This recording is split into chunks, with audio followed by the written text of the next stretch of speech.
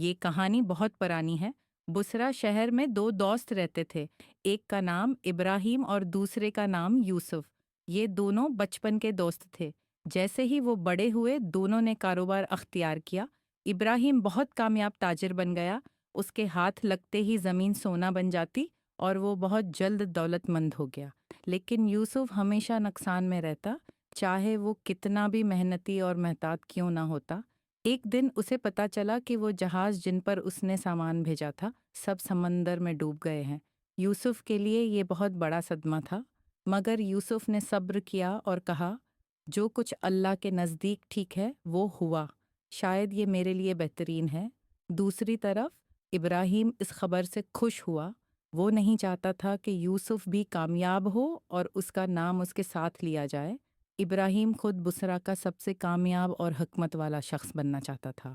اس نے کبھی شکر ادا نہ کیا اور اپنی کامیابی کو اپنی عقل و ذکاوت کی وجہ سے سمجھا، نہ کہ یوسف کی مدد کی وجہ سے۔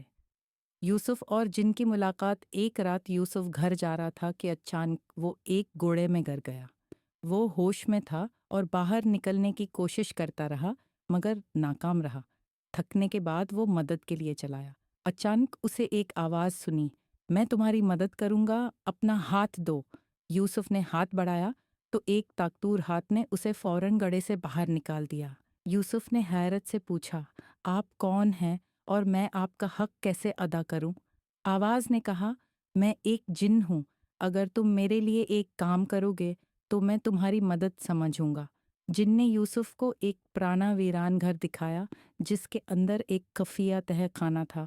جن نے کہا کہ وہ صرف یوسف کی طاقت اور قابلیت پر یقین کرتا ہے کہ وہ یہ کام کر سکتا ہے۔ یوسف نے اللہ کے نام پر کام کیا اور تہہ خانے کا راستہ کھولا۔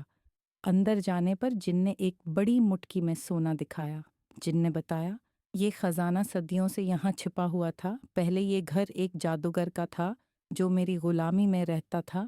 جادوگر کی وفات کے بعد یہ خزانہ یہاں چھپایا گیا، تم صرف اسے نکالو اور خود رکھ لو۔